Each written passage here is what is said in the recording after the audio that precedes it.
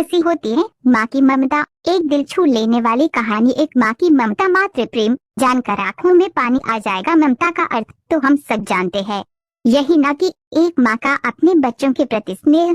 पर बहुत सारे लोगों को लगता होगा प्यार, मोहब्बत और ममता में क्या अंतर है। मैं तो कहूँगा अंतर तो कुछ नहीं, पर जो स्नेह माँ अपने ममता के भाव से करती वह दूसरा कोई नहीं कर पाता है। प्यार मोहब्बत तो सब करते हैं, पिता से लेकर प्रियकर या प्रेयसी तक, पर इनमें वे माँ वाला स्नेह नहीं होता। ये कहानी भी ऐसी ही एक माँ की ममता, मातृ प्रेम की है।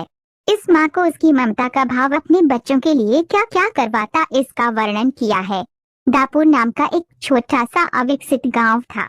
गांव का विकास नहीं, मतलब गांव में रहने वाले लोगों का विकास नहीं। इस गांव में कुछ 3-4 परिवार थे जो थोड़े बहुत खानदानी थे, बाकी सब मेहनत मजदूरी करके अपना जीवन गुजारते थे। इसी गांव में दीना नाम की एक विधवा औरत रहती थी। रहने के लिए छोटा सा घर था। 2 बच्चे थे, शायद एक 5 साल का और दूसरा 3 साल का होगा। दीना का पति बहुत मेहनती था। वो दीना को किसी चीज की कमी महसूस नहीं होने देता था या कैसी भी हालतों में साथ नहीं छोड़ता था। कैसी भी परिस्थिति हो दोनों साथ मिलकर सामना करते थे। पर कौन जाने किस पर कौन सा अनर्थ कब आ जाए। दीना के जीवन में ऐसी घटना घटी कि उसी घटना ने दीना के पति को दीना से छीन लिया। दीना को पति के गुजरने के बाद ऐसा लगने लगा कि मैं जिंदा तो हूँ पर मुझ में जान नहीं है।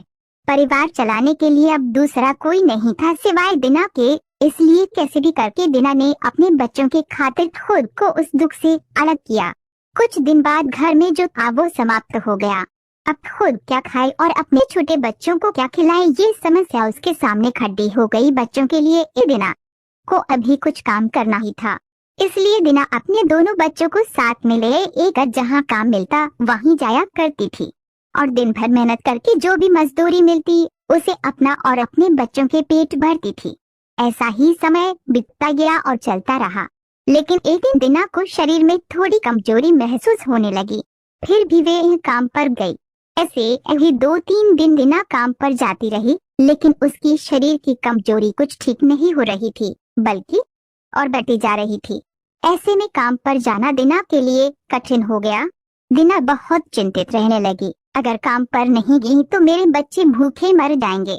उसी चिंता ने दीना को और कमजोर कर दिया, इतनी कमजोर कि उठने बैठने के लिए लकड़ी का सहारा लेना पड़ता था। इस कारण उसके बच्चे भूखे मर रहे थे। खाने को कुछ न मिलने के कारण और अपने बच्चों को भूखे मरते देखकर वह लकड़ी की सहायता से आज यहाँ से कुछ मांगा तो अगले दिन दूसरी और से कुछ मांग के अपने बच्चों को खिलाती, पर खुद भूखी सो जाती थी। ऐसे ही एक दिन वह खुद जा न सकती थी, इसलिए अपने बच्चों को समझा के खाने के लिए कुछ मांगने के लिए गांव में भेज देती है। कुछ समय बाद बच्चे 2 चपाती और थोड़ी सी सब्जी लेकर लौटते हैं। 2 चपाती से 3 जनवरी कैसे तृप्त होंगे, इसलिए वे 2 चपाती दोनों बच्चों को खिला देती हैं। वह बरसात का समय था। बिजली न होने के कारण घर में अंधेरा छाया हुआ था। अंधेरे में ही वे अपने बच्चों को एक कमरे में सुला देती है और वह दूसरे कमरे में जाकर सो जाती हैं। रात को तेज बारिश होती है और बिजलियां जोर से कड़कड़ाती है। दीना को थोड़ी आराम मिलती है, इसलिए वह गहरी नींद में पड़ जाती है। ऐसे में दीना को एक सपना दिखाई देता है। वह एकदम तंदुरुस्त हो गई है, काम पर जाती है। वह सोचती है अपने बच्चों को काफी समय से अच्छा खिलाया नहीं, इसलिए वह अपने बच्चों के लिए चविष्ट खाना बनाती है। बाद में अपने बच्चे और वह साथ में बैठकर खाना खाकर सो जाती है। आगे सपने में दीना ने देखा उसके बच्चे जिस कमरे में सोए हुए थे उस कमरे का छत गिरकर उनके दोनों बच्चे मर जाते हैं। सपने में से दीना एकदम उठकर खड़ी हो जाती है, जान में जान आ जाती है और अंधेरे में ही अपने बच्चों के कमरे की ओर चल पड़ती है। कमरे में जाकर अपने बच्चों को देखकर दीना चैन की सांस लेती है। उसी समय दीना को शरीर में ज्यादा कमजोरी महसूस होती है, जिससे वह नीचे गिर जाती है और फिर वहां से उठ ही नहीं पाती है।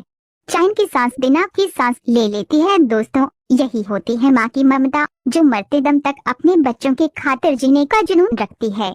दोस्तों, ये छोटी सी कहानी आपको कैसी लगी? अपने विचारों को हमारे साथ जरूर शेयर करें।